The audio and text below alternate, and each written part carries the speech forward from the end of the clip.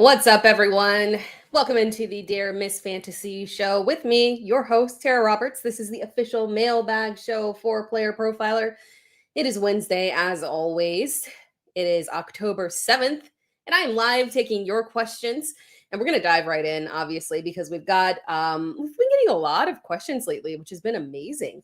We got a couple of mailbag questions in. I already see comments that were submitted before the live, which is perfect. You submitted them before. I'm literally going to jump on those right away. So thank you for that.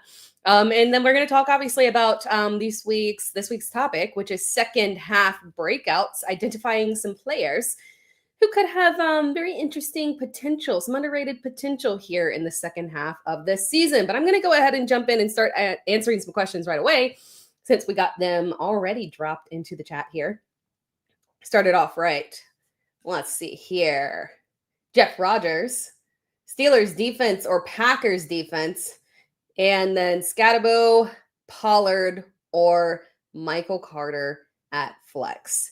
So this one is a tough one between the Steelers and the Packers defense here, because instinctually I want to believe in the Packers defense, but it's tough when they were coming off of, before the bye week, that horrible performance, right, from Dallas, literally tearing them apart. Very disappointing. We've had a lot of high-end defenses that have disappointed lately that I've had to rank high again because of the matchup here. So I do have the Packers defense ranked as my third overall defense this week. I think that consensus, like if I'm looking at Fantasy Pros consensus rankings, they are ranked number one. I don't know if I have the guts to rank them number one, but they're in my top three here. So I would go with them over the Steelers defense. Steelers defense has been creating a ton of turnovers. They're my fifth rated team. Obviously, Dylan Gabriel had a fantastic outing, but it could be a little bit different here against this Cleveland defense. And then between Scatabo, Pollard, and Michael Carter, I believe, and let me double check here. I believe I have Scatabo is the highest in there. Yeah. Where do I have Michael Carter? Yeah, I have Scatabo as the highest in there. I don't mind Michael Carter this week. I am still being like mildly cautious, right? Just because, again, I don't know that Amari DiMercado is going to be the threat after everything that happened there last week. But I don't know if Michael Carter's job security is super duper high. And then at the same time, Indianapolis's defense has been a pretty decent matchup, right?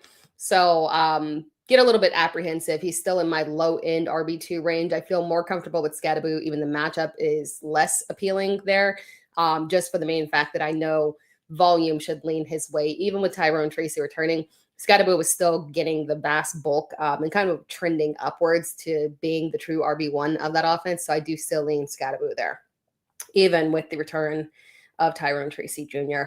From Henry Odom, got Bowers trying to figure out who to stream while he is out, Njoku, Henry, or Mason.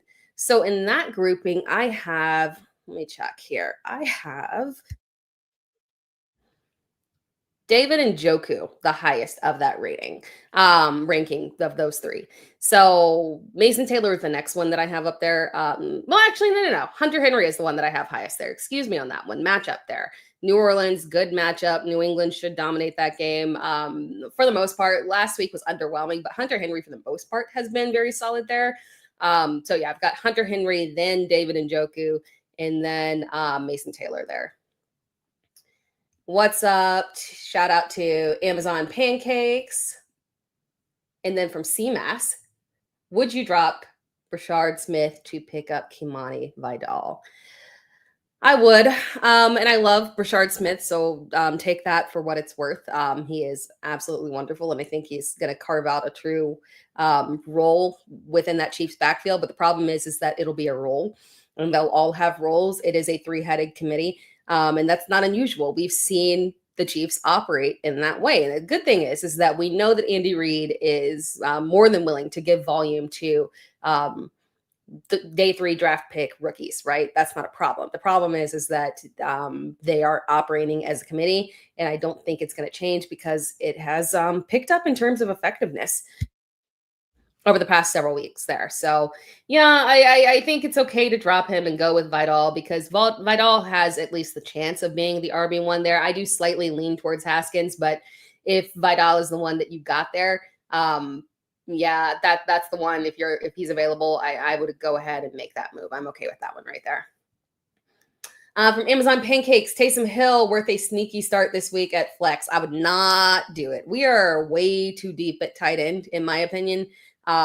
Just because, like, when you look at it right now, and geez, I'm realizing Britton Strange out. Need to remove him from my rankings. But when you look at rankings right now for me, I can go as far as 19 deep and feel comfortable in terms of those kind of starters. My number 19 tight end right now is AJ Barner, who's become just a touchdown magnet in terms of getting targets in the red zone from Sam Darnold. At tight end 17, I've got Jake Tonjes, right? Tight end 16, Harold Fannin Jr., who did see a good little uptick in volume, still behind David Njoku, but a good uptick in volume there with Dylan Gabriel targeting the tight ends more. We got Theo Johnson, Mason Taylor, all guys that are fine streaming options now. So I don't think that we need to dip into the Taysom Hill portion. And when we look at his usage last week, they put him in there for passing plays, which was interesting. So it's not as if we saw him out there operating as the true tight end, right? So we would kind of be depending on him again, being touchdown dependent there in terms of throwing a touchdown pass or getting a run and breaking off a touchdown there.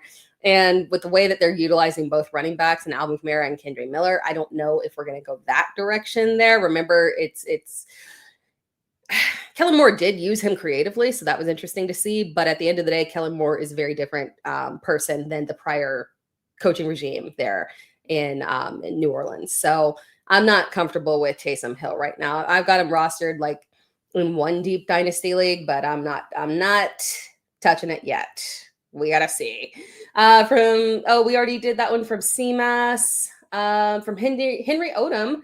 I need to upgrade at running back. I got Lamb, JSN, Jefferson, Rice. Woo, absolutely stacked. Who should I try to shop around? The one that will get you the most bang for your buck there probably is CD, but I don't want to part with him.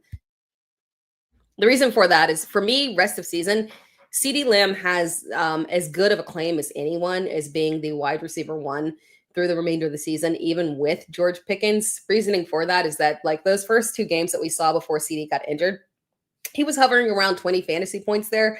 That was without touchdowns. That was a floor for him. He is operating, or was operating, at a 20-point fantasy floor there. So CeeDee Lamb's upside rest of season, I would have to hold on to him. JSN as well. That's another one who rest of season just extremely high upside. So it would be between Jefferson and Rice in terms of who you want to sell there. I probably would maybe lean towards Jefferson because you've got two solid wide receiver ones in Lamb and JSN, and then a potential one there in Rashee Rice, depending on how it shakes out there with target distribution with him and Xavier Worthy. You can sell Justin Jefferson there and get an extremely high-end running back. So yeah, of that grouping, I would probably sell Jefferson, because ultimately we don't know like what's going to happen, right? When JJ McCarthy does eventually come back, if things were shaky, I have hopes for him. I would like him to do well, but we got to see there. So he actually probably is the one with the most volatility there because of his quarterback situation. From the Tootsie Pop, what's up, Rachel? Do I give up on Jerry Jeudy? He's a drop candidate for me if you have to do it. I had to do it in one league and it was painful. The thing is with Dylan Gabriel, I do think that uptick in volume that we saw to the tight ends, I think that's very much so real, how they're going to design the off. Well, I think that's what Kevin Stefanski wants to do anyway. When he had Jameis Winston previously, right? And that's when we had that offensive explosion of Jerry Jeudy and Cedric Tillman as well. But Jerry Jeudy, where he hit those astronomical levels because we had a quarterback who was pushing the volume aggressively downfield, a prolific deep ball thrower. Interceptions as you will, the man can throw a deep ball out there to any receiver like nobody else. We don't have that in Dylan Gabriel, unfortunately. So, and I don't think, I think Kevin Stefanski let Jameis operate that way because he's Jameis. That's ultimately not what Stefanski wants to do. Stefanski wants the offense to run aggressively through those tight ends. Cleveland has had one of the highest tight end target shares in every single season that Kevin Stefanski has been there. So yeah, we might need to move on from Jerry Jeudy, unfortunately. Isaiah Bond has outperformed him over the past 2 weeks. Cedric Tillman was arguably outperforming Jerry Jeudy before he got injured. I worry for Jerry. I don't think it's his fault. I think it is just the way that Kevin Stefanski's offense works, specifically with Dylan Gabriel and within his capabilities. From Jane Nolan, trading for Henry, who should I offer? JCM, Etienne, or Travis Walker? I'm sorry, not Travis, Travis Etienne or Kenneth Walker there. I would offer JCM, to be quite frankly. To be quite frank, with Etienne, I'm buying into the production that he's had. Last week was obviously a down week. It was not a fantastic matchup. But they won the game. So regardless, but he's still operating as the lead back. He has done very well. He has receiving upside, yards per carry. He's looked fantastic. He just looks like a different back than he was in previous years.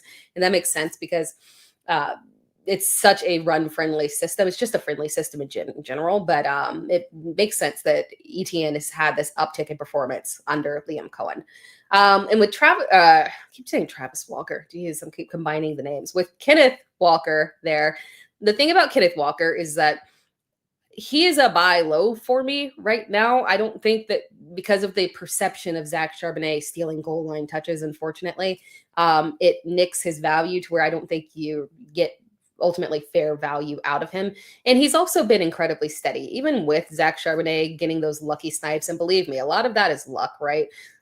When a running back breaks off a big run, gets you down to the red zone, often after those big runs, the coaches pull you out for breathers. So he's literally running down to the red zone and then being pulled out for a breather and Charbonnet in and getting the touchdown. It's the worst sniping in the world. It's painful, right? But talent is, he's so talented, right? The yardage is there. He's thriving. There's no issue. He's still getting touches in the red zone, so that's not a major issue. And he has a very safe floor there. So I like Kenneth Walker keeping him. JCM ultimately has been showing incredibly high upside, but I think there is still volatility there, especially as we start to get more mobility from Jane Daniels coming off of that knee injury. So I would lean towards JCM on that one, especially because he's hot, right? I'm going to show this comment because I love this from Johansson. Thank you so much. The comment was she got terabytes of football info. I love that. I had in high school, for some reason, I got like a lot of they became a trend in like one of my classes to give me weird nicknames with the word pterodactyl, terracotta, tiramisu, anything close like that. It was interesting. So terabytes was not used. I like that. Now that was probably because that was quite some time ago that I was in high school and we probably weren't talking about terabytes back then, but that is what it is. I will age myself on that. From Shorty, I have McMillan already and picked up Coker, but I'm nervous about expectations. 2 wide receivers tied to Bryce Young. Is it worth rostering 2 Panthers receivers in this scenario? Probably not. You're right. And individually, I love them both, but tying your fantasy team to both of them, probably not the ideal scenario, but I would say hold for right now because what could happen there is Coker gets activated. It doesn't seem like it's going to be this week. I don't know. I was hoping it would be this week because it's Dallas and like it would be so wonderful for him to get the opportunity to go off and play his first game against Dallas. That's literally a guaranteed massive uptick. And then you would have built-in automatic trade value. So I say hold because I do think that we can get some trade value out of Jalen Coker. So hold for right now. It's worth rostering him. Ultimately, you don't want to be starting both of them. So if we get into a scenario where Coker is activated, has a strong game, use it as a sell opportunity to get a little something and diversify yourself away from being so tied to the Panthers offense. So yeah, you are correct on that one. From CMAS, would you drop Seattle's defense to pick up any of the following? Tennessee, Jacksonville, or Vegas? It depends on, I would say it depends on how you're doing right now in terms of your record. Because I do have, so when it comes to Seattle, I am ranking them, I think I'm a little bit higher than consensus on Seattle this week because They are what I consider to be an extremely strong unit. I don't want to downgrade them. Last week was obviously awful in terms of the um, offensive onslaught that we had in that game with Tampa Bay. I mean, both defenses got shredded. Seattle had negative points, but prior to that, they had been extremely reliable here. So no, I would hold on to Seattle's defense for me. They're a strong candidate to be someone that you hold rest of season and start rest of season just because of how solid they have been the entire season, and especially against Jacksonville, because it's Jacksonville is great right this week, but Trevor will throw some turnovers, so and fumble. So yeah, I would stick with Seattle. From Uncle Ted, buy hella low on Kamara. Yes, yeah, and if and I will say this, in terms of a buy low opportunity with Kamara, if you've got a losing record, don't do it, because the concept with us buying low on Kamara right now, and this is someone who rosters Kamara in 2 dynasty leagues and is so irritated right now. The concept of, I've literally just benched him. I'm going to bench him in one of the dynasty leagues this week. I am, which ultimately means that he will go off. So take that for as you will. But the concept with Kamara is that we're holding him because he's a good trade candidate, right? The only thing is his contract is a little potentially apprehensive, but perhaps New Orleans would be okay with eating some of that just to get him off the roster and get some kind of compensation back. Because clearly they're not competing at this point. So when we look at it from that perspective, he really is a good trade candidate. The problem is that we're a solid month away from the NFL trade deadline. So if you are buying low on him and you need to start him because you've got a losing record right now, that's not going to work out for you, because I don't think there's a ton of upside in the near future for him. But if you have a winning record and this is a stash that you're trying to make for like a high-end upside swing, yeah, for sure. I am okay with that. Before I go on to the next question here, and then we do want to get into some of our buy low trade targets, although technically we have discussed this a little bit here. We are going to take a quick little break to hear a word from our sponsors, and I will be right back shortly after this. After a quick word from our sponsors. Always have to check in on the Podfather. How's the recovery from the rotator cuff injury coming? Well, it's going great. Playing a round of golf as I did today. Hit him pretty good. Why? The Fitbod app. Because this app creates workout routines specifically for your goals and then tracks your progress and adjusts the workout routine as you build strength, as you build flexibility to ensure that you don't plateau. So if you want to get stronger, if you want to be in better condition, lose weight, recover from an injury, whatever it is, you don't need a personal trainer, because the Fitbod app is calibrated by personal trainers. So go to fitbod.me/player, fitbod.me/player. You get 25% off your subscription, or you can try it free for 7 days. So level up your workout routine now. Join Fitbod today for a personalized workout plan. Try it free for 7 days, 25% off your subscription at fitbod.me/player.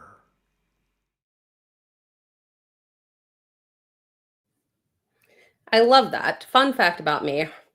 I actually, 5 years ago, became a certified personal trainer because I was super into working out. And when I do stuff, obviously, because you guys see me in fantasy football, when I latch onto something, I like to get very deep in depth and just become like the most expert that I can possibly become on that. It's a weird quirk about me. But I haven't, it's really tough for me to work out during the fantasy season, during football season, right? Because I'm putting out a lot of content, all this stuff. I also do, stuff with the Mailbag Show, with Player Profiler, Fantasy Pro stuff. I have a live Bleacher Report show. So we stay booked and busy, but it does keep me from getting to the gym. So maybe I need to invest in that. Jumping back to the comments here. Where were we? I think it pushed me down just a tiny bit here. We were at Nathan Neely's comment here, and I'll pick up the pace because we got a lot of comments here. So I'm going to pick up the pace here so we can get through all of this. But we're here for like 30 more minutes here. And then after 30 minutes, you guys know I will be off to catch up on Survivor, and then I will be watching Gen V. So from Nathan Neely, Outlaw did it production. McCroskey Merritt or Woody Marks rest of season. I have a roll. I have to roll with one of them until Bucky gets back and stays healthy. Yeah, and my personal bias on that one is definitely Woody Marks. But I don't know. At this point, I feel like I'm not trusting D'Amico Ryans in that offense, like to be consistent in terms of I think what happened against Baltimore was that they were experimenting because we saw an uptick in usage from Dameon Pierce randomly. That was weird. I think that they were just experimenting. And I don't know if I can trust a team that is trying to experiment with their backfield, right? And granted, it was a blowout, so maybe they felt like they could just try different things, but that doesn't make me feel super comfortable there. Woody Marks was still splitting carries. It's just that everyone's workload was just drastically reduced, right? So it was just such a weird game. So I'm not panicked because I've gotten questions about should we drop Woody Marks? Absolutely not. I would not do that. But rest of season, as of right now, I would go with Krosky Merritt just because, again, I don't trust Washington to not operate in the committee. But I will say that the competition, no, Nick Chubb doesn't have a lot of pop, right? But, I do think he is much higher competition, right, than that of Jeremy McNichols and Chris Rodriguez. So McCroskey Merritt's path towards retaining his RB1 role rest of season is just a lot easier there for him. So, yeah, it is JCM on that one, as much as it pains me. From Henry Odom, what are your thoughts on Rico moving forward versus Hubbard?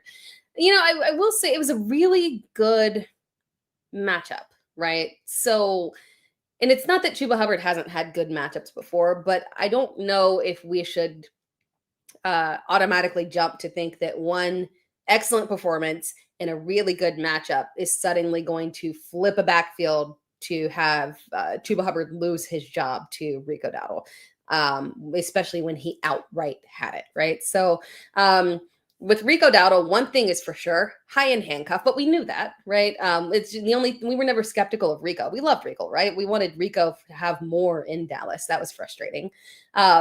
But ultimately, high-end handcuff there.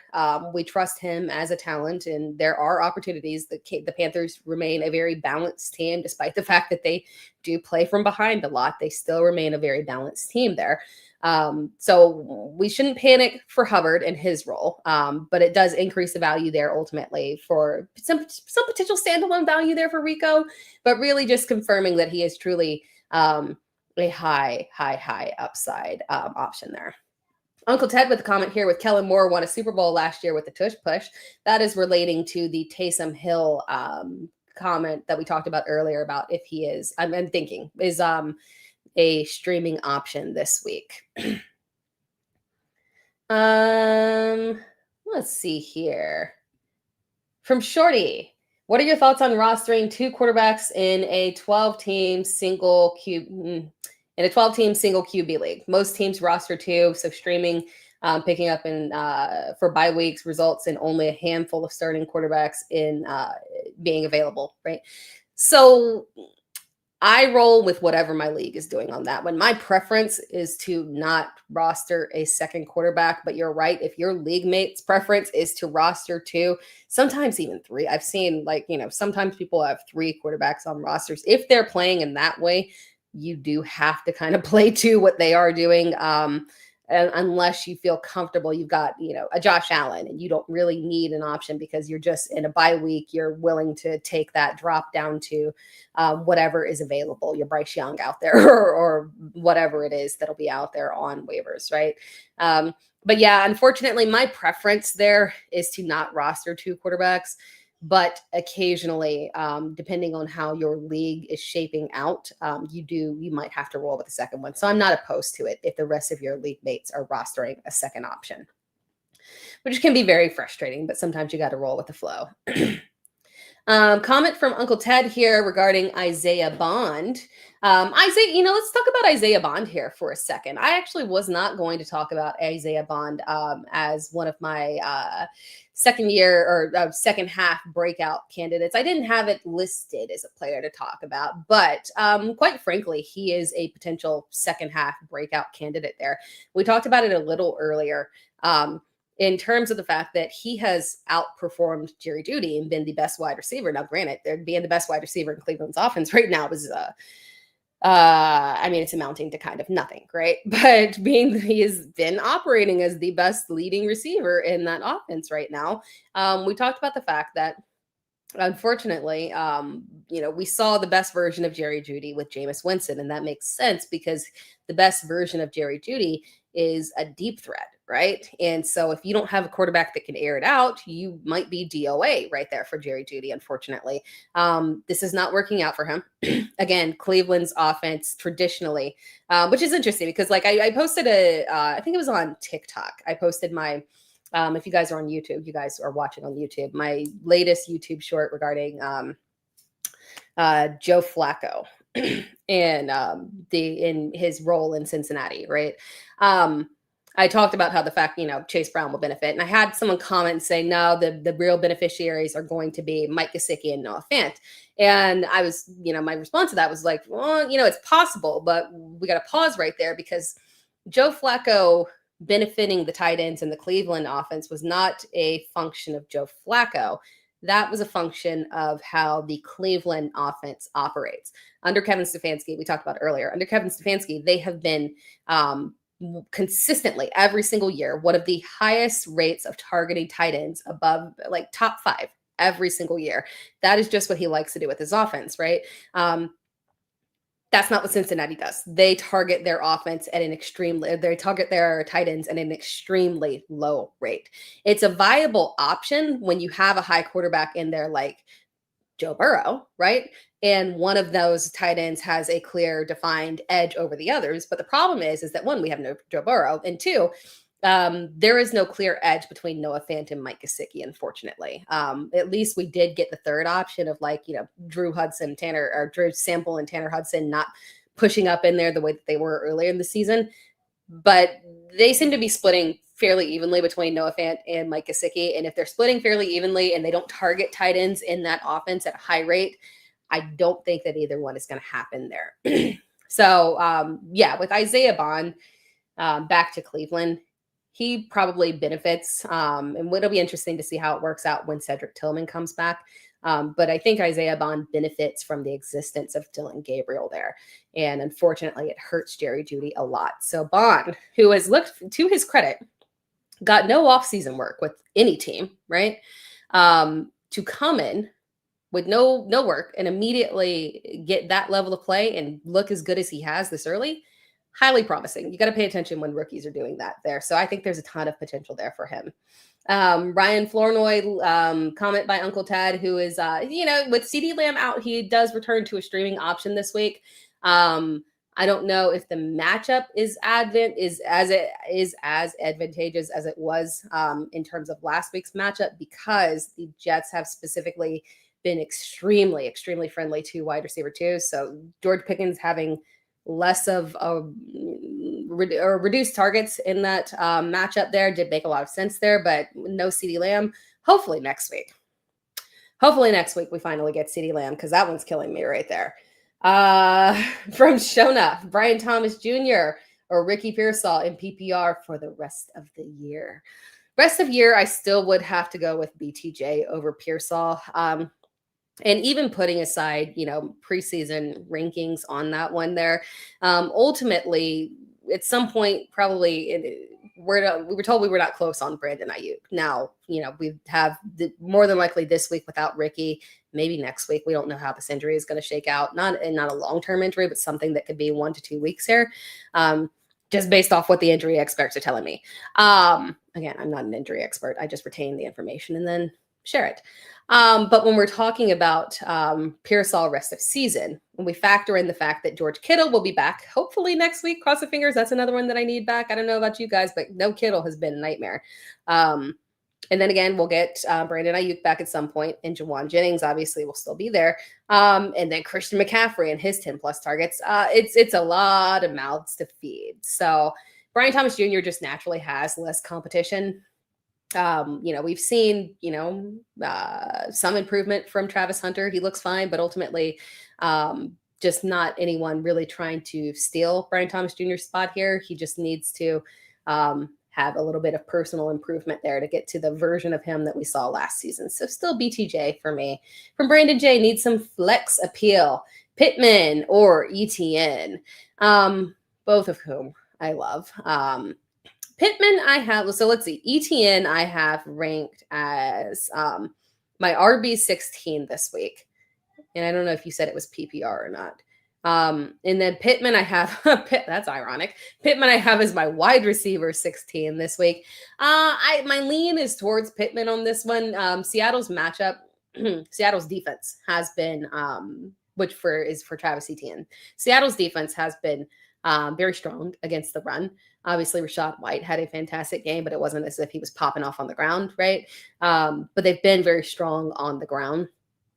Pittman against Arizona, it's just a very advantageous matchup there. Arizona's defense has been reeling a little bit there, so we lean Pittman there. From Easy, do you think Tennessee offense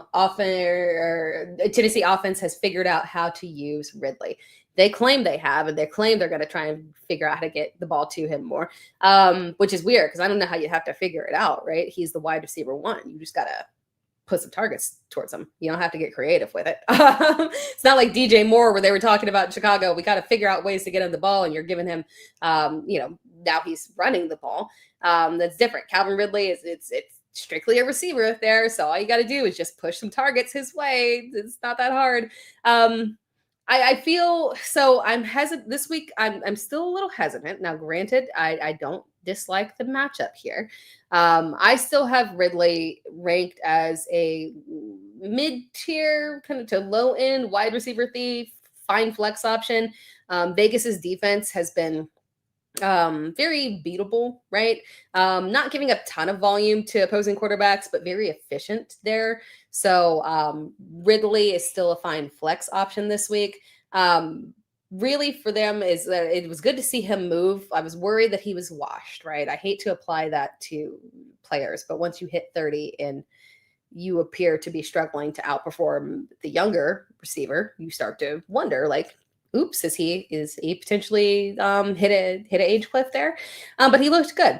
We just got to get more volume for Cam Ward. And the good thing is that we're going to get on a nice streak of, better matchups, right? Because the beginning of the season has been brutal for Cam Ward. It's, not been a good schedule for him, unfortunately, here. So it was good to see that improvement. Still, obviously, there was a lot of messiness in that game, a lot of funny messiness.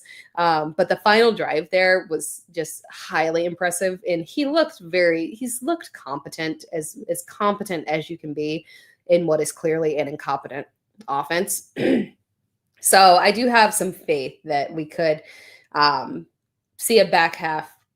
It's weird to say back half breakout for a 30-year-old receiver, but technically speaking, a back half breakout for Calvin Ridley to return to what he has been traditionally there, what we thought he was going to be.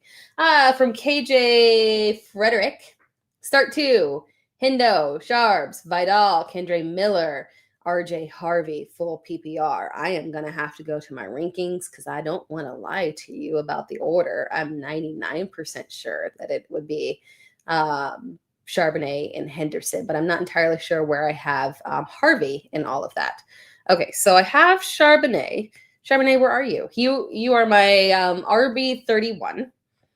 And then Henderson is my RB 30. Well, that's cute. 30 and 31.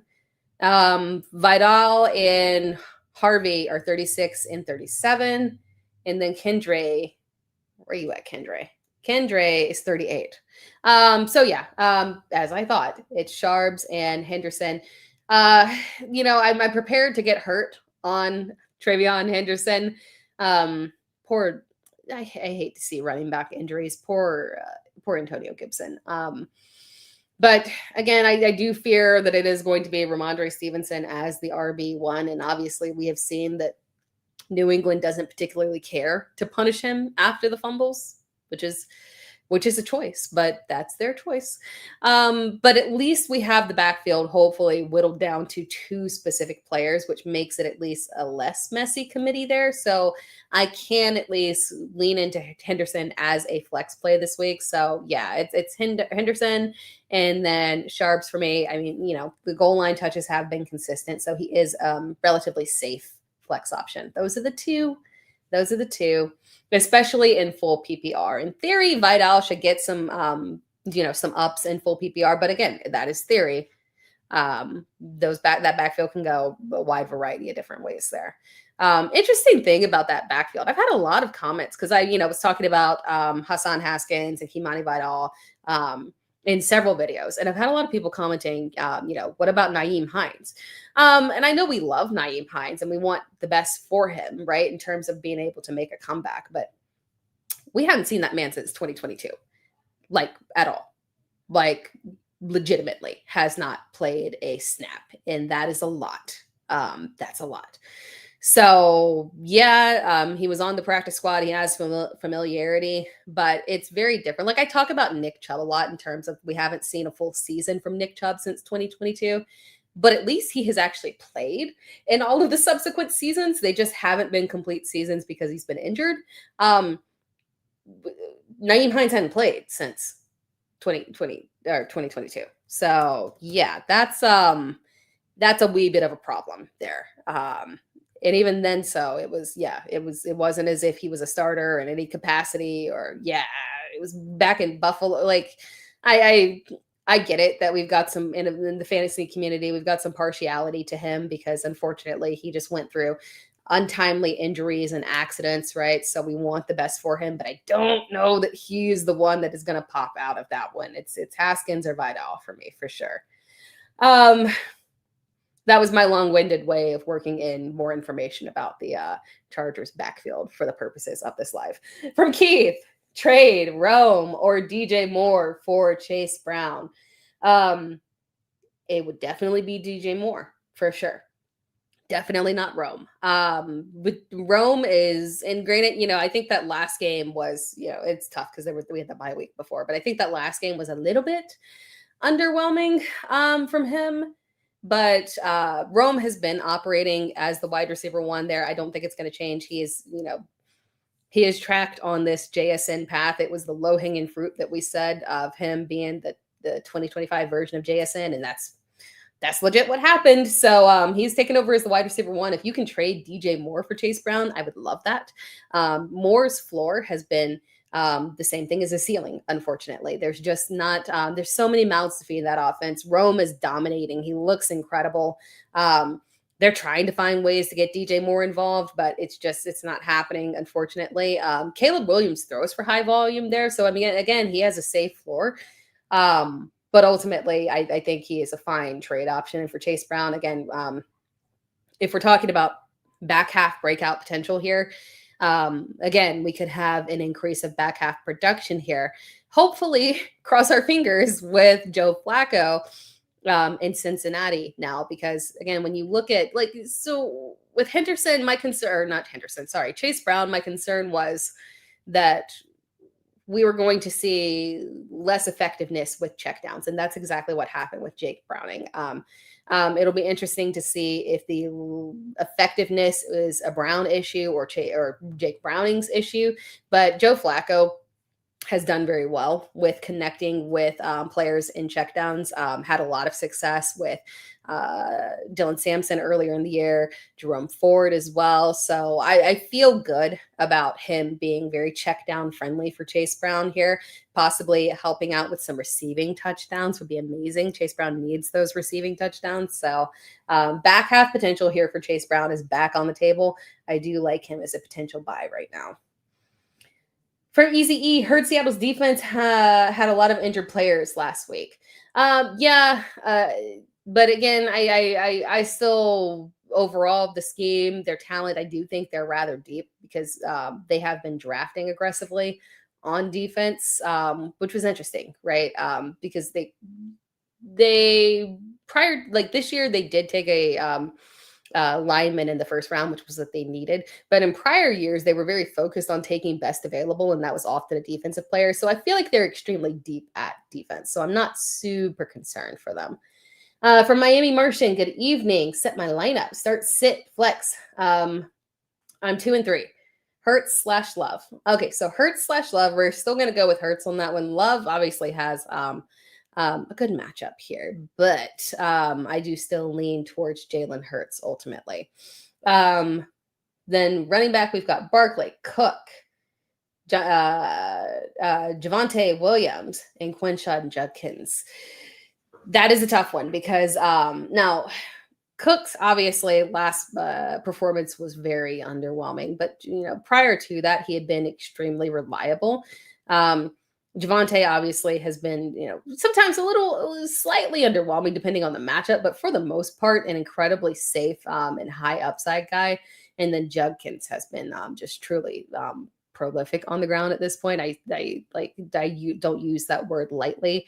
The talent is really shining through with him. That said, I would still lean towards starting both Barkley and Cook on that one. Especially since we are due for Cook bounce back game here. And then wide receivers, Adunze, QJ, Garrett Wilson, AJ Brown, Pittman. Assuming that there's two, and then we want to decide on the flex there. Definitely for sure, Adunze and Garrett Wilson. And then your flex option between the running backs and then QJ and Michael Pittman. I want to double check where I have QJ ranked right here because I lean towards, especially if this is PPR, I do lean towards going with a wide receiver for that. I have Pittman slightly higher than QJ. Quentin Johnson is limited with a hamstring injury, so that's something to monitor on that one. Probably if we don't get the full clear and practice in full, that would definitely make me lean towards Pittman on that for your flex option. And then I would go with Laporta. You have Laporta, Pitts, and Mason for your tight end. I would go with Laporta. And then Colts defense currently, yep. And then McManus or Myers. I want to say Myers higher this week. Yeah, I have Myers higher this week. So that is what I would go with. From CMass, how much longer would you hold like Horton, Franklin, and Golden? So in the order of preference for me holding them, it's Golden, Franklin, and then Horton. Golden because he has the highest upside opportunity, right, for the potential there to be the wide receiver one at some point, potentially. We've seen, like, think of an Amon-Ra St. Brown became the wide receiver one in his rookie season in the back half after a very slow start there. So it's still possible there for Golden. Troy Franklin, I do really like over Torrey Horton, even though Horton is extremely electric, right? Talent wise, might be a little bit higher than Franklin, right? But when it comes to Franklin, I do think he is solidified as the wide receiver two in that offense. I don't think he needs to overcome anyone. Horton's got to overcome Cooper Kupp there, which can happen fairly easily. But I lean that direction in terms of holding all three of them are worth it. But my preference there is Golden, and then Franklin is the holds, and then Horton is the last one, but still very worth a hold. From Riz with the, thank you. Riz sent $9.99. I appreciate that. This is actually the first time that I have super chats and gifts activated here. So Riz, you were officially the first person who has done a super chat or a super thanks. So you're special there. Shout out to Riz. Thank you so much for that. From KJ Frederick, better flex, start BTJ or Jacoby Myers, full PPR. For sure, BTJ. BTJ, obviously very frustrating, but Jacoby Myers there, I'm high-key concerned about, right? Big reason that I am high-key concerned about Jacoby Myers there is that the floor and the ceiling have been the same thing. I said that about someone else earlier. The floor and the ceiling have been the exact same thing for him. After week one, right? That was a fantastic, very strong performance, right? After that, things have gotten very mediocre for him, unfortunately. I think Geno just leans towards Trey Tucker. Personally, when I'm doing like apples to apples, the fact that Jakobi Meyers didn't have some kind of higher end performance there in this matchup, which is a good matchup, and then with the prior week 4 was a good matchup, and then week 5, no Brock Bowers, and you couldn't really break through then. High-key concerned about that one. At least I know that BTJ ultimately has upside. I do not know that for sure, unfortunately, there about Jakobi Meyers, unfortunately. Another super chat there from Hammond H. Thank you. From Kendra Miller or Rashard Smith, who is the good stash. On that one, talked about Rashard Smith a little bit earlier there. With Rashard Smith, the thing is that I love him deeply. And the upside, at least in PPR, is good because of the pass catching opportunities. The reality is for Kendra Miller, he ultimately has the easier path to becoming the RB1 there. So Miller is the one that I prefer to stash because while I do think that I believe in Rashard Smith more than I believe in Kendra Miller, but opportunity is much higher there for Kendra Miller. Reality is that Kansas City has essentially been operating in a committee for the past 2 seasons, right? This one and last. Once they started integrating Kareem Hunt, they don't seem to be acquiescing off of that, and that it's going to change. So it's a 3-headed monster there, and I don't know if we want a massive piece of that. Thank you, by the way, for the super chat. Getting back here to the comments from Jeff Rogers. Should I drop Scary Terry or hold him for the stretch run? We got to hold right now. Terry has been not just highly disappointing, overall just really frustrating, right? Because you hate to see it. I guess that's why we say fear the guys that are arguing over contracts. Hey, I guess that applies to Jakobi Meyers too. The difference is Meyers didn't get paid.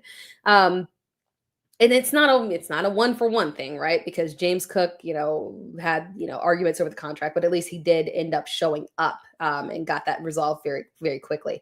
These guys, when they have these contracts that linger up right until the season kicks off, unfortunately, we're counting on them because they haven't been on the team to have prepped properly, right? They haven't been with the team to prep properly for the season. And unfortunately, I just have so little confidence in Terry right now. We're holding him, right? Because again, he's Terry McLaurin, and we saw what Jaden Daniels did for him last year. So we're still holding on, but it's so incredibly frustrating here. G Mike, what is your take on potential running back trades before the deadline? Thanks. So Kamara is definitely my number 1 there. Again, the contract might be a little bit of an issue with him because the contract is not too bad this year, but next year it is a little bit hefty in terms of the dead cap. I was looking at that. But so New Orleans would have to take on some stuff, right? To maybe make it kind of a fair situation, right? But I still think that he is a good candidate there. A lot of people previously said Breece Hall was the top candidate for the trade. I think with Braylon Allen going down, even with them being very unsuccessful right now, I don't know if we're going to see it. Now, granted, the reasoning for him being a potential trade candidate there is the fact that they can get something out of him now because he is obviously in a contract year.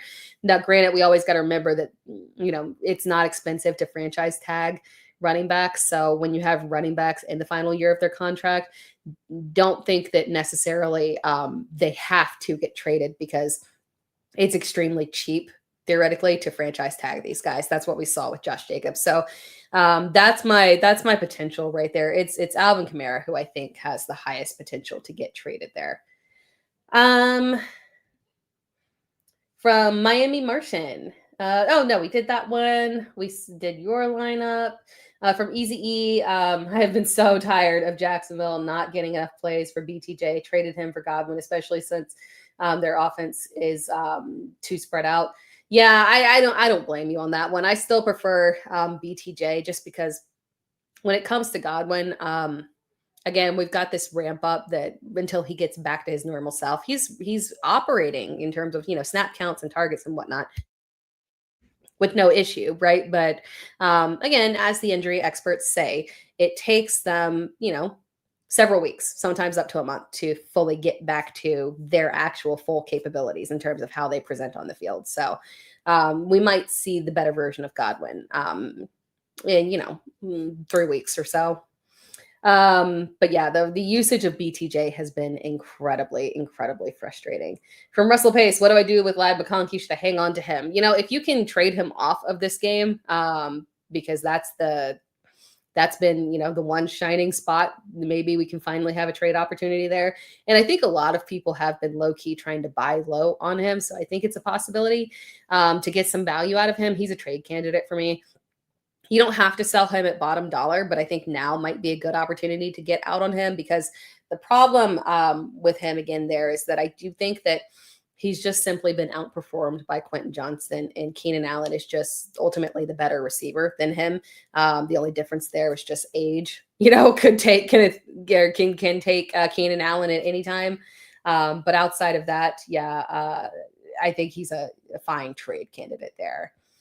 From Easy E, oh, thank you for the super chat here. Appreciate it. Green Bay or New England defense rest of season. So New England's defense heavily depends on, weirdly enough, Christian Gonzalez, I think, in terms of their upside and stability. They invested a lot into their defense. So ultimately, I do think that in the long run, New England is probably the better option to hold. Obviously, when we look at Green Bay's defense, weeks 1 and 2, they looked fantastic. Week 3, they looked fine, but hey, it was against Cleveland. You could look fine against Cleveland. It's whatever. Week 4, they got shredded by Dallas. I think we're going to learn a lot about Green Bay's defense this week. My preference ultimately is New England, just because their schedule is a lot softer. Not in the playoff schedule, unfortunately. Their playoff schedule is Buffalo, Baltimore, and the Jets. So you got one reprieval there in championship week. So there's a time period on it that you'll have to bail out and get some other for the fantasy playoffs. But the interim there, they've got layup after layup after layup, with Tampa Bay being the only difficult matchup that they have here. So New England is got a nice little setup here. Moving back to, and by the way, thank you for the super chat, guys. I really appreciate it. And also thank you for the positive comments and liking the videos and encouraging likes and shares. That is awesome. Thank you so much. We did Lad McConkey. So let's go to Anthony Jones.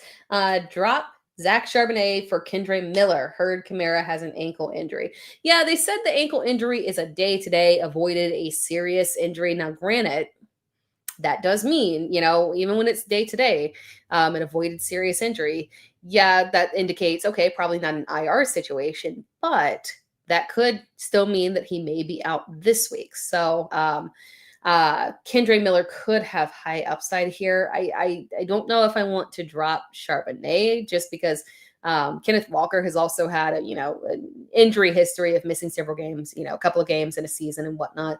And Charbonnet offers standalone value that's higher than Kendre Miller. If you need a spot start and you need to do that and pick up Kendre Miller, then yes. But otherwise, apples to apples, I would still want to hold on to Zach Charbonnet over him. KJ Frederickson, hopefully Mixon can come back this season. So we got that update that, in a few weeks, they said in a few weeks, we'll have a better idea of where he's at. I'm still concerned that he's not on the field, right? Because when we look at guys that are coming back, like we saw Godwin on the field, we see Christian Watson on the field, we see Brandon Ayuk on the field. We don't see Joe Mixon anywhere. So we haven't seen him on a field all off season. So I'm high key concerned about him there, unfortunately. Amazon Pancakes, is it too risky dropping Trey Benson because he's only out 4 to 6 weeks? I'm down Bucky and no, you're down Benson, Bucky, and Hampton, starting Rico, Mason. Wow. I would try to trade him. Ultimately, though, you're going to have to target somebody who is in a, excellent position in terms of a record that doesn't need Benson as a starter. Because ultimately, when we look at the draft capital invested, the way that they spoke in the offseason, Trey Benson is their RB1 of the future. So assuming when he comes back, he will be the RB1, but you're in a rough spot here. So you do have to get rid of somebody. So I would try to at least sell Benson for something. But yeah, unfortunately, you gotta make a move there. Oh no, I hate that. From Burn, Juwan or Shakir rest of season? Juwan for sure. Juwan for sure. Once he's been banged up with 5,000 injuries, but much higher upside, regardless of even Brandon Ayuk coming back there. Thank you, Easy E, telling people to hit the thumbs up. I appreciate that. We are rocking and rolling on this YouTube channel here. From Nihal Nijar, Travion and Carter for JCM. You know, I'm not mad at that, honestly. Because, JCM, again, I think I talked about it earlier in the live, JCM, I think we did compare those two. Probably has the much higher chance of just being the flat out RB1 of that committee than Travion has of pushing Ramondre Stevenson out. We've got just years of examples of Josh McDaniels and his love of committees. And no matter what Ramondre does, he forgives him, which I believe that Josh McDaniels would have been on the Patriots when they drafted Ramondre Stevenson. So maybe that has something to do with it. Actually, I have not looked that up, but I think timeline wise, that does make sense. So yeah, I don't mind that at all. You capitalize off of Carter, right? Because long-term at some point, we were just talking about Benson. At some point, Benson will be back as the RB1 there. And then with Travion, yeah, you're getting out of that weird committee. So I'm not mad at that trade at all, for sure. Yeah, we talked about Alvin Kamara and the ankle injury and if he can get traded, a buy low opportunity. Part of me wonders if the ankle injury, I don't think we have any more ads. I can take out my earpiece. Part of me wonders if with the ankle injury, if we get into a weird situation where this might be them shutting him down. We've seen it before, like where you get an injury, but it's not really an injury and they're just shutting him down for trade. So you're right. That could be our little trigger point here for sure. Pay attention to that. Anthony Lopez, need the W, flex, Kenneth Walker or Scatabo. I would go with Kenneth Walker. Again, ultimately, even, and I don't think that Tyrone Tracy is going to be a major threat to Scatabo. But Walker has the higher upside regardless, even with the presence of Zach Charbonnet for sure. From Ella, speaking of 30-year-old wide receivers, save me Demarcus Robinson. I really thought that Demarcus Robinson would have a better game than that because as much as ride or die you can be for Demarcus Robinson, was super pro Demarcus Robinson for the past 2 seasons because of what he kept doing in LA. Whenever somebody would go down with an injury, Demarcus Robinson would pop up and give us some touchdowns. Yeah, Demarcus, can you please step up here for us, please? We got a super chat here from Paul Gregory. Thank you very much. Do you think Kendrick Bourne or Ryan Flournoy can repeat last week's performance? That's perfect because we were just talking about Demarcus Robinson. I wish at the time of this, for people that are listening on the podcast version, obviously you probably know the health of Jawan Jennings and Ricky Pearsall by the time you're listening to this podcast. So I wish we knew as we're sitting here talking. But yeah, if for Kendrick Bourne specifically, I believe that all it takes is for either one of Ricky Pearsall or Jawan Jennings to be out this week. Jawan is the question mark. It does look like it's leaning towards Ricky. He's probably not going to play this week. Have they officially ruled him out? Let me double check. Ricky, where are you at? No, we're still unknown on Ricky. But my thought is that just based off the injuries that happened to both of them, that Ricky's was the one that would potentially hold him out this week, more than likely. So if one of them is out, Kendrick Bourne is definitely my preferred streaming option there between him and Flournoy. Flournoy is interesting, though, but I fear that might have been matchup. I talked about it a little bit earlier. It was against the Jets. The Jets have been specifically very friendly to wide receiver twos. So that does make a lot of sense, right? That he had a blow-up game there. But it was interesting to see because Jalen Tolbert was on the field more, but just didn't garner the attention. in terms of targets that Flournoy got. So my preference there is definitely Kendrick Bourne. I think he's a real viable option this week if one of those guys is out for sure. Let's see here. Justin Molina, flex, Cup or Keon? Cup. Keon getting the touchdown was cool, but again, outside of that touchdown, it's been a little rough over the past several weeks for him. I feel a little bit safer with Cooper Cup. Ride some waves, start Tesla. No, unfortunately, only wide receiver. Where we start our running backs there in Detroit. We start Amon-Ra and then Sam Laporta. Unfortunately, at this point, even Jameson Williams has become too risky for me. And yeah, we get the touchdown possibility there for Isaac Tesla, apparently in the blowout games when they're putting him in, and he gets those fun little design plays. And he's so talented. I wish that Isaac Tesla was anywhere else. Can you imagine him in New England, opposite of Stephon Diggs with Drake May? That would be a lovely combination there. Would love to see it. But unfortunately, he's buried there, unfortunately, in Detroit. So no, touchdown dependent, unfortunately. From Gwen P.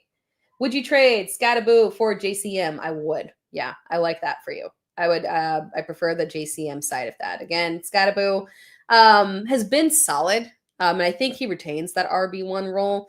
But, you can't help but wonder to what degree Tyrone Tracy is going to poke in on that one. And Tyrone Tracy is definitely, I would consider him more talented than Chris Rodriguez and Jeremy McNichols for sure. From Patrick, Stash Davis over Brashard with Brees trade chatter. Yeah, I think I would at this point. We do have the trade chatter, although I still hesitate a little bit on, but again, he is a really good trade candidate for sure. They'd just be so thin at running back. But yeah, I think I lean towards Isaiah Davis again, because it just straight up easier path there for sure. From D. Smitty, my RBs are Monty, Rachaad White, Travion Henderson, and Marks. Is Breece Hall a good trade? Is Breece Hall a good RB to trade for? Yes. Yeah. Especially because, so for right now, you're good. Right? Monty is solid, right? Rachaad White right now gives you RB1 upside. We don't know the exact timeline there on Bucky Irving, unfortunately, for you. But for right now, you're solid. But trading for Breece Hall would be a really good move for you. From Miami Martian, awesome. You will be running that lineup in full PPR, by the way. If QJ is good, you're good to go with him or Pittman. Yeah, if QJ is good, and I want him in good, I want him to practice in full, either tomorrow or Friday. If he's limited in terms of practice, and I just go look at the practice reports. Just type practice report in Google, and there's some websites that give you each team's practice reports for every single day. If the practice report says he's limited on Friday, then no, just go with Pittman and don't risk it. Even if they end up saying on like Saturday, okay, he's expected to play or something like that. Nah, you got to give me a full practice on Friday for me to go there with QJ over Pittman. So yeah, yep. Oh no, which kicker would you go with? Lost Schrader.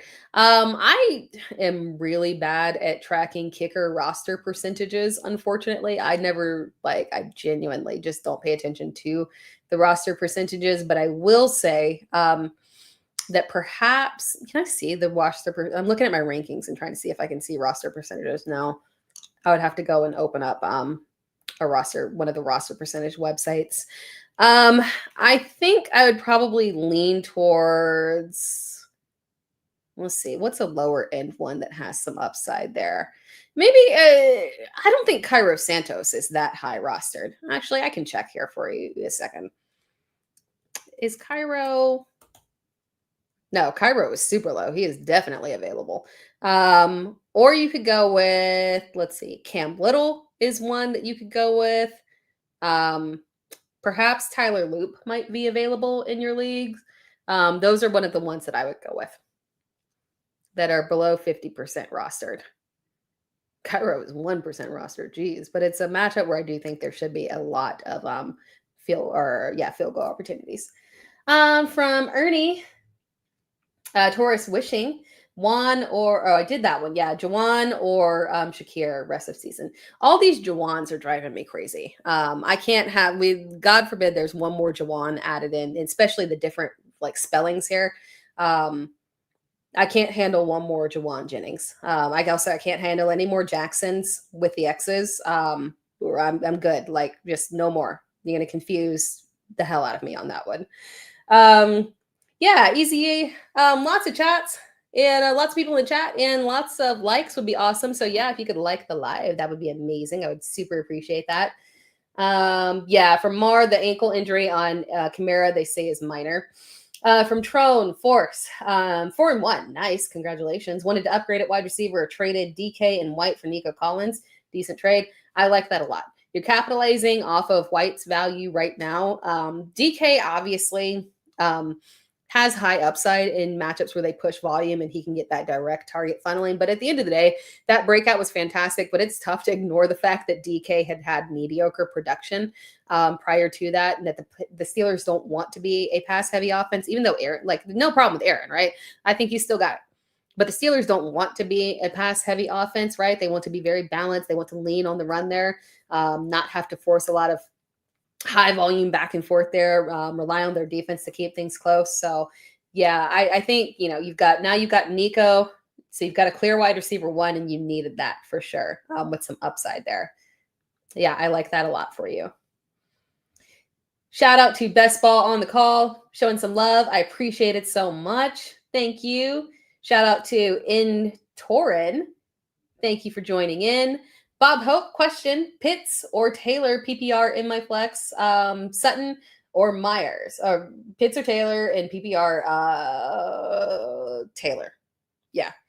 And then in flex, Sutton or Myers or Swift. Sutton for sure. Yeah, very pro Sutton on that one. Again, sometimes there are games where the matchup is tough and there are other options they can go to, but Myers is definitely the one that I feel the most comfortable with. It definitely has the highest ceiling of those guys too. From Intorin, hoping to trade JSN, 10-team league, half PPR, half Pickens, T-Mac, QJ, BTJ, Devontae Smith, and RBs are CMC, Devontae, Hampton, IR, Mason, Carter, Miller, Benson. You got a nice, hey, it's an injured room, but it's a nice and well-stacked room for sure, for sure. And then Warren and Kittle are you're stacked at tight end. And then you got May at QB, who I think is fine rest of season.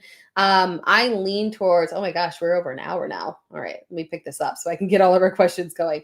I lean toward, trading for JSN for sure. I think will for sure upgrade your team because you're sliding good right now with Pickens.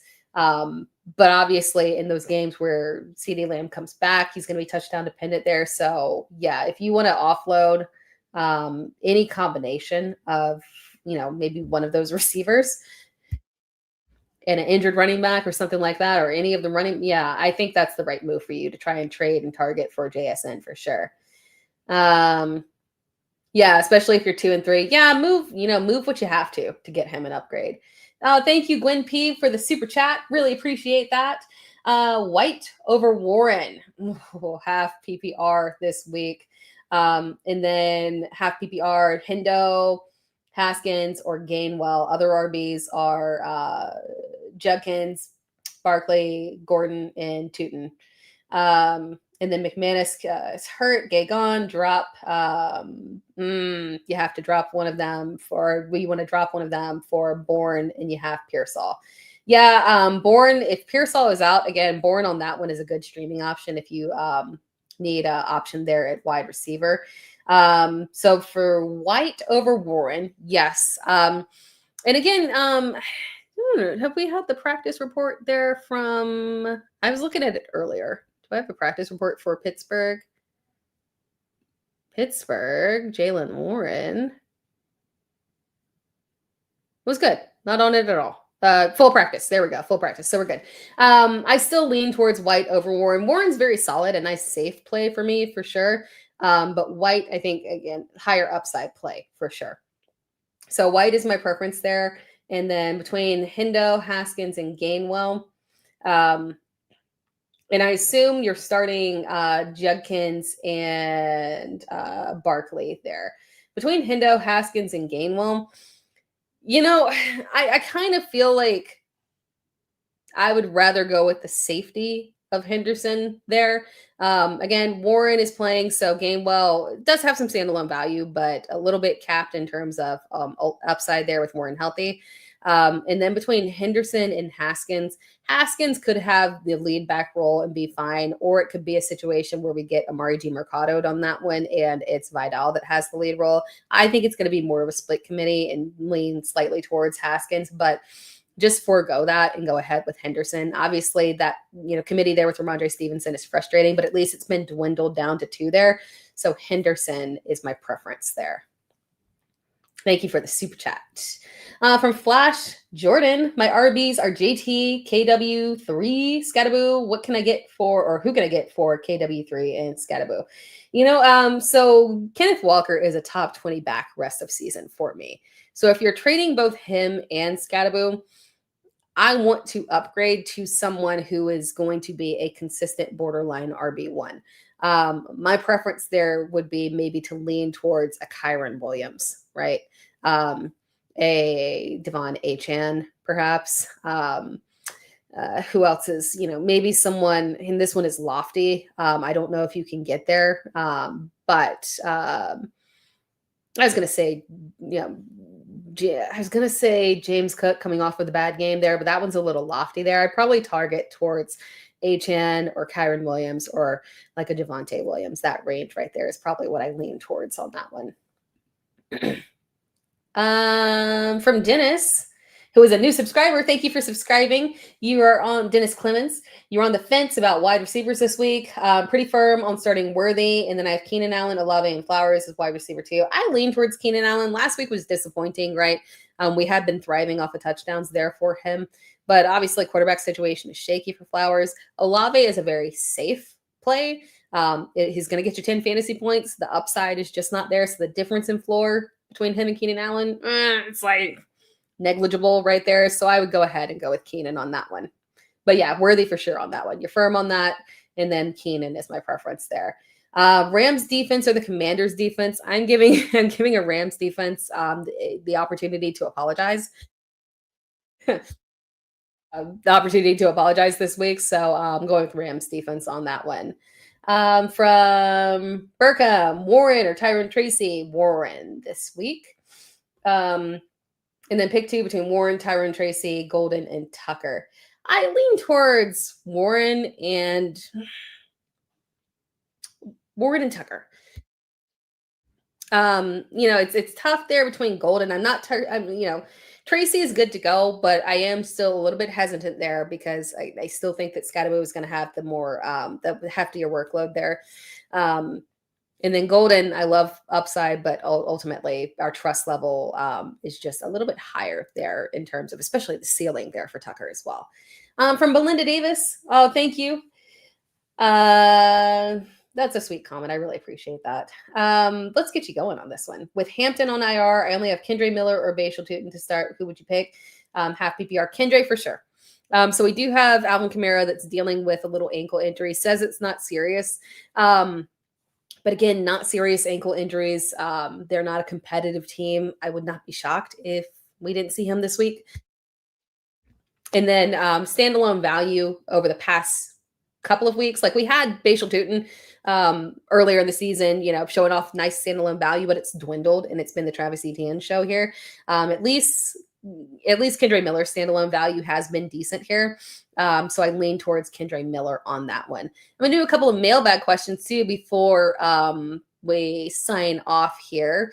What were our mailbag questions? We had one from Samo Nick T on Twitter, 6th place, 10 team, half PPR. And the question was, are we sitting tight on this roster? Have Drake May, George Pickens, T-Mac, QJ, BTJ, Devontae Smith, CMC, Javonte, Tyler Warren, Jordan Mason, Michael Carter, and then obviously, and this is the killer, I'm seeing so many people with this combination, this unfortunate combination of having both Hampton and Benson on IR here. And Then you have Kittle on IR as well. Yeah, this is a really well-rounded team. I don't think you need to make a move right now, but it wouldn't hurt in a couple of weeks because you have Tyler Warren at tight end, and you also have George Kittle at tight end, because the position that's going to put you in is that basically you are going to have to probably flex one of those guys, and you'll be debating it out, but you're stacked at, you've got multiple receiving options there. Got strong multiple starting options there. So you're going to be in a situation where you're trying to flex a tight end, or you've got either George Kittle or Tyler Warren on the bench. So in a couple of weeks when George Kittle is back, or if someone wants to make that move right now, I would trade probably George Kittle or one of the tight ends for sure on that one, because when we're looking at your roster, I think you can make some moves, but you don't have to right now. Once those guys come back, you're going to be stacked, and you're going to want to make some moves on that one. So just anticipate getting ready to make those trades, because you got a lot there to work with. From Sam, and then our other mailbag question from Sam IM. Can you fix the Cubs? And side question, are you a Brewers fan too? I wish I could fix everything in baseball. I'm actually, so you can't see, I'm wearing my Packers shirt, but I'm a Packers fan, and I get this a lot. I'm not a Brewers fan, because I'm not from Wisconsin. I'm from South Carolina. And I know that seems random, as how did you end up being a Packers fan from South Carolina? Well, to be fair, I grew up in the 90s. I was born in the late 80s. I was born in the 80s. I grew up in the 90s. So there was no Carolina Panthers when I was, for the majority of the 90s when I was a kid. They didn't exist.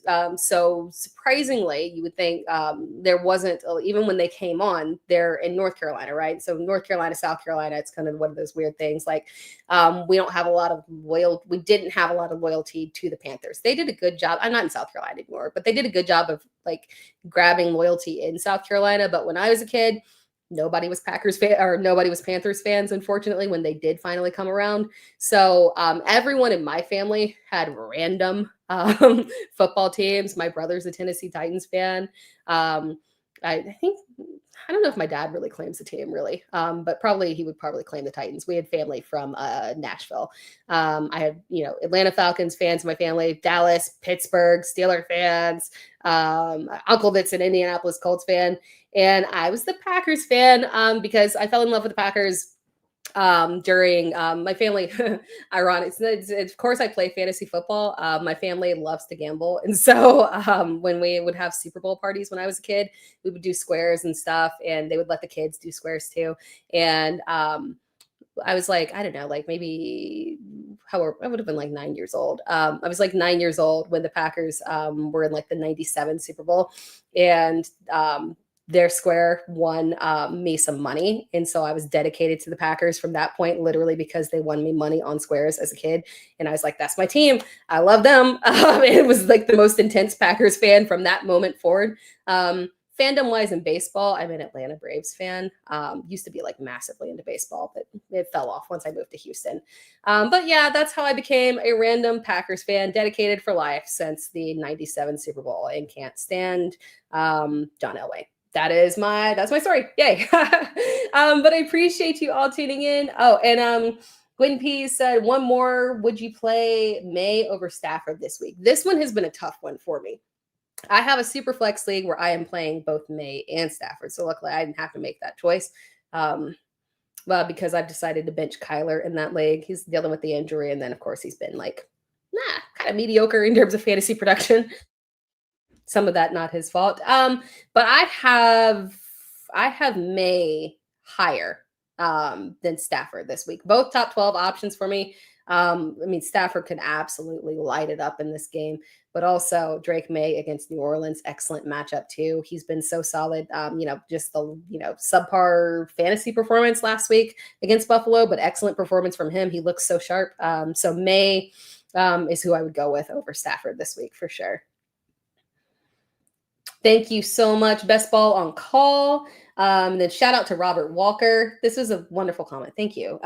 Robert said, been following you and listening to your advice since last fantasy season. Out of all the analysts, out there. I find you to be the most accurate. Thank you. I appreciate that. I try to lean towards, reasonable and accurate takes. I try not to be a hot take artist. There's nothing wrong with that. It works for a lot of people. I don't think it works for me personally. I don't think my personality leans towards that. So I try to really emphasize analysis and accuracy and trying to work through things.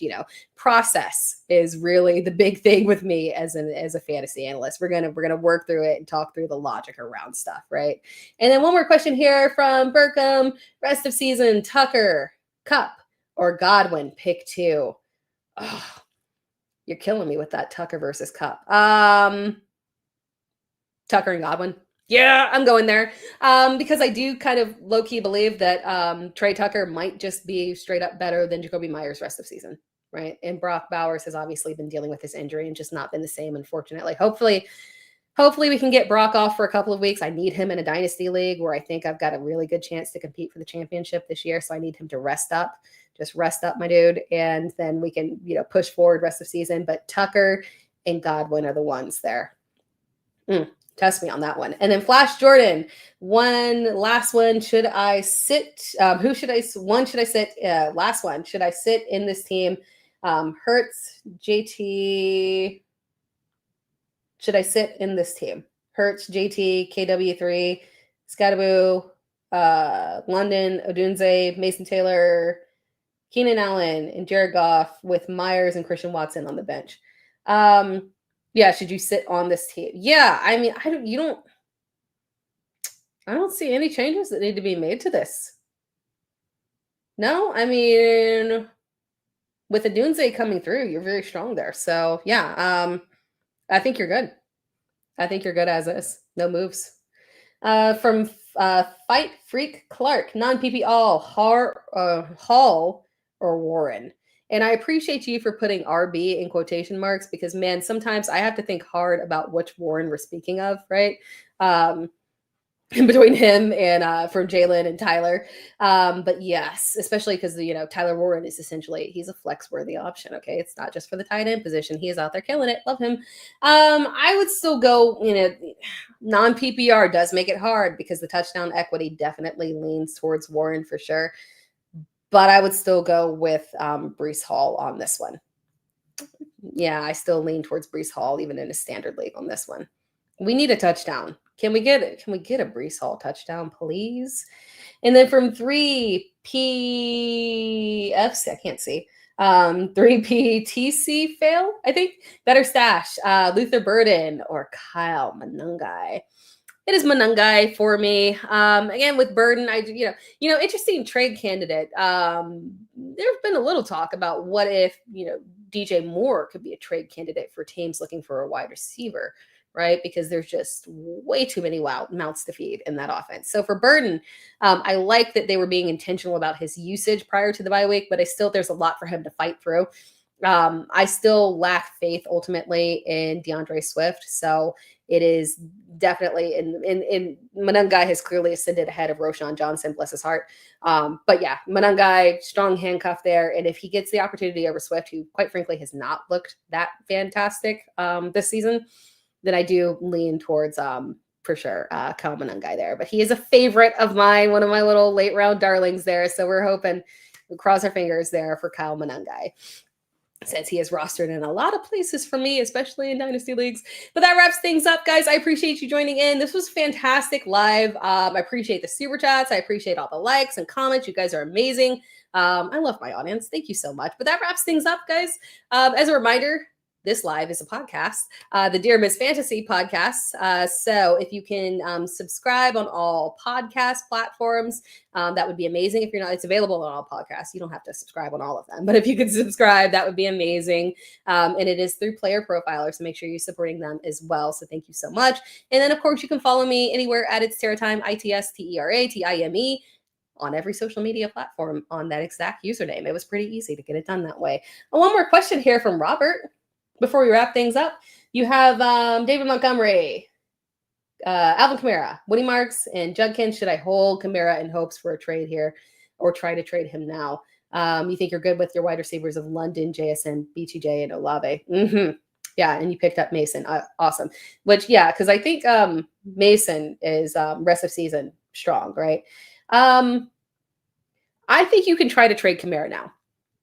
You can hold if you can't hold him. I mean, if you can't get someone to bite right now, that's fine. If you want to float him out there, because I think a lot of people have the same feeling of him being a potential trade candidate. So you might get somebody to bite on him right now, or if you can afford to hold on to him and then maybe potentially trade in a couple of weeks as we get closer to the trade deadline and then rumors start to pick up. Yeah, but you got the right idea that Kamara is the guy that you want to trade out of that grouping for sure. And then maybe utilize that. You're so solid at wide receiver, but yeah, maybe utilize Kamara as a trade target and, put in one of those wide receivers and upgrade at running back. That might be an awesome combination. But other than that, that wraps things up. I appreciate you guys tuning in. Again, I am live every single Wednesday at 8 p.m. EST. So make sure that you are subscribed and turning on notifications. So you can get those notifications when I go live and when I post videos, because I post like 4 or 5 a week. So in shorts too. So yeah, we're rocking and rolling this fantasy season. It's been fun. I appreciate you all tuning in, and I will talk to you again next week. And of course, if you have any questions, just drop them in any of the videos. Latest video is always good, but they pop up anyway. So if you have any other questions that you want answered, drop them in any of the videos and I'll get to them. But I'll talk to you guys again next week. Have a good one and good luck with your fantasy matchups. And I also probably have to set an end screen here before I close things out. But that's it. I'll talk to you guys later. Hey, I want to thank you for being part of this broadcast. If you have any thoughts on it, leave a comment. If you enjoyed it, make sure you leave a like. And if you want to see more shows on the Player Profiler channel, subscribe to it. That's how we know you want more.